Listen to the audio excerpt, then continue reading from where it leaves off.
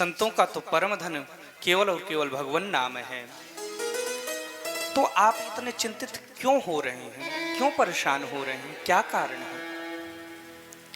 तब श्री नारद जी महाराज कहते हैं, भैया सर्वप्रथम तो मैं आप सबन को प्रणाम करता हूं, मेरा प्रणाम स्वीकार करो। क्योंकि श्री नारद जी महाराज से सनक सनंदन सनातन सनत कुमार ये चारों भैया बड़े हैं सबसे वयोवृद्ध, पर लगते कैसे हैं? 5 वर्ष के। 5 वर्ष से ज्यादा इनकी कभी आयु नहीं होती है।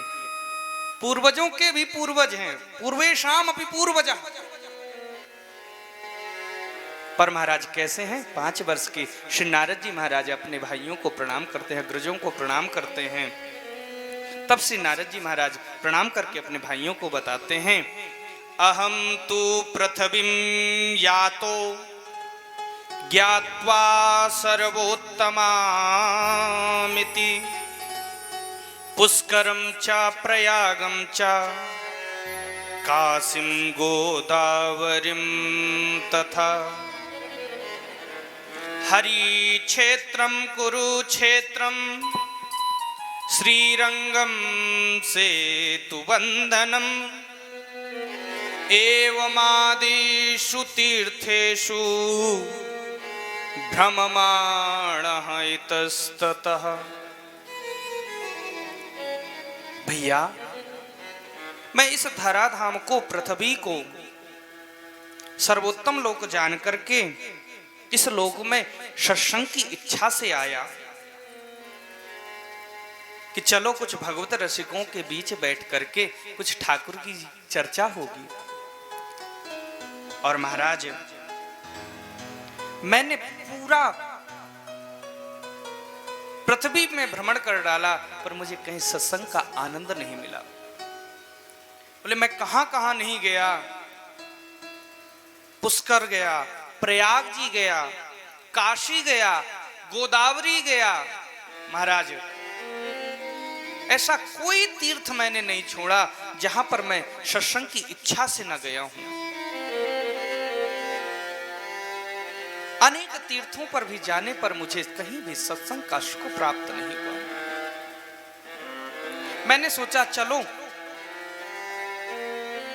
संतों के यहां चलते हैं, संतों के यहां मुझे कुछ भगवत चर्चा श्रवण करने को प्राप्त हो जाएगी। महाराज मैं संतों के यहां भी गया, क्या देखता हूं? पाखंड निरतः संत विरक्तः सपरिग्रह। संत भी पाप परायण हो गए हैं। पापस्य खंडः इति पाखंड। महाराज पहले जितना जो संत विरक्त होता था उतना अच्छा माना जाता था, और आजकल महाराज जिसके सबसे ज्यादा कोठी बंगले होंगे, जिसके पास सबसे ज्यादा सबसे महंगी गाड़ियां होंगी, फॉर्च्यूनर आदि, हमको तो नाम भी नहीं पता महाराज, इतनी महंगी महंगी गाड़ियां आती हैं। तो जिनके पास सबसे ज्यादा संपत्ति होगी वही महाराज सबसे बड़े संत माने जाते हैं। तपसी धनवंत दरिद्र ग्रही कलि कौतुक जात न तात कही। महाराज संत भी सब पाप परायण हो गए। मैंने सोचा चलो गृहस्थों के यहां देखते हैं, शायद कोई सदगृहस्थी ही हो जिसके यहां मुझे भजन का, ठाकुर जी के सत्संग का सुख प्राप्त हो जाए। तो महाराज मैं गृहस्थियों के यहां भी गया, पर देखता हूं वहां भी बड़ी विडंबना है। क्या विडंबना? तरुणी प्रभुता गेहे शाल को बुद्धिदायक कन्या विक्रीणो लोभात् दंपती नाम चकलकनम। महाराज गृहस्थियों के यहां पर जाकर के देखा तो क्या देखा? बोले तरुणी प्रभुता गे है। बोले महाराज बालक माँ बाप की कब तक सुनते हैं जब तक विवाह न हुआ हो। जहां श्रीमती जी का घर में पदार्पण हुआ कि महाराज अब तो श्रीमती जी ने अपनी सासू माँ से चाबी का गुच्छा छीन करके अपने अंटे में ले लिया और महाराज अपना आधिपत्य जमा लिया। सब बहुएं नहीं होती, सबके लिए नहीं कह रहे हैं महाराज हम। तो तरुणी प्रभुता गेहे शालको बुद्धिदायका। माता पिता से जब तक संपत्ति का अधिकार नहीं प्राप्त हुआ तब तक तो माता पिता की बड़ी सेवा होती है, परंतु जैसे ही माता पिता से संपत्ति का अधिकार प्राप्त हुआ तो महाराज माता पिताजी की कुटिया या तो खेत में या चल बाबा के मठ पर। तो महाराज जब ऐसा मैंने देखा, बोले यहीं तक बात समाप्त नहीं होती, बोले कोई बड़ा आयोजन किया जाएगा ना तो सलाह किसके ली जाए, सलाह किससे ली जाए। हम कहते चलो महाराज यदि श्रीमती जी पढ़ी लिखी हैं, समझदार हैं, गृहस्थी को संभालने वाली हैं, सबको समेटने वाली हैं, तो चाबी देने में कोई हर्ज नहीं है। परंतु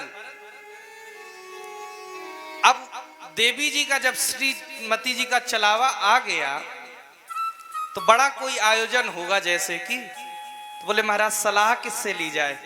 पहले क्या होता था, संयुक्त परिवार रहते थे तो सब आपस में बैठते थे और चर्चा होती थी कि अमुक बिटिया की शादी करनी है या अमुक बेटे का विवाह करना है, तो सभी सलाह करते थे।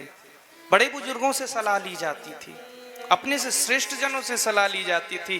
परंतु अब क्या हो गया, बोले शालको बुद्धिदायका। बोले ससुराल से किसको बुलाया जाए, बोले साले साहब को बुलाया जाए और उनसे फिर क्या ली जाए, सलाह। तरुणी प्रभुता गेहे शालको बुद्धिदायका। कन्या विक्रीणो लोभात दंपति नाम चकल कर। इतना सब होने पर भी महाराज आजकल संबंध नहीं होते, अपितु सौदा हो रहे हैं। हम अपने बेटे का विवाह तभी करेंगे जब हमको 10 लाख मिलेगा। महाराज आप अपनी संतान को बेच रहे हैं, कितना गलत है। एक पिता अपनी पुत्री के विवाह के लिए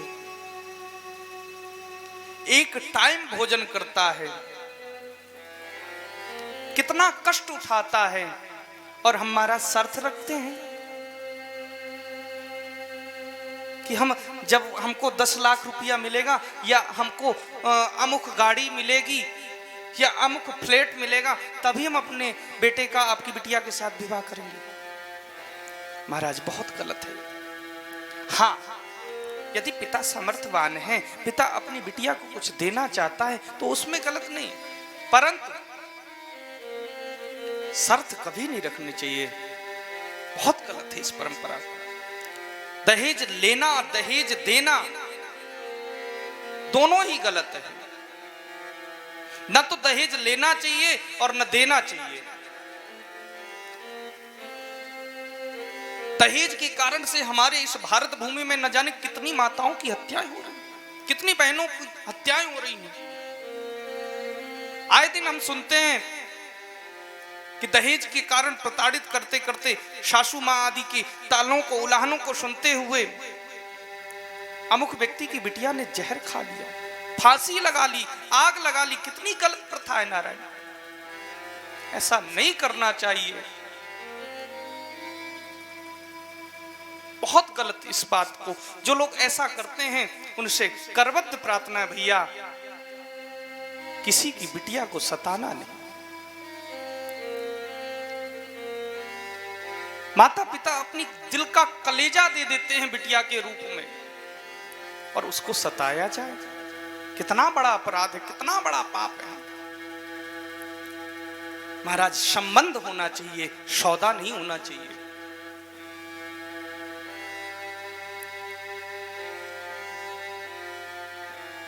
तो महाराज कलिकाल में तो यही सब हो रहा है। जब इतना सब होने के बावजूद भी खूब दहेज मिल जाएगा, सब कुछ मिल जाएगा, फिर भी लोगों में कलह हुई पड़ी है। कहीं शांति नहीं है।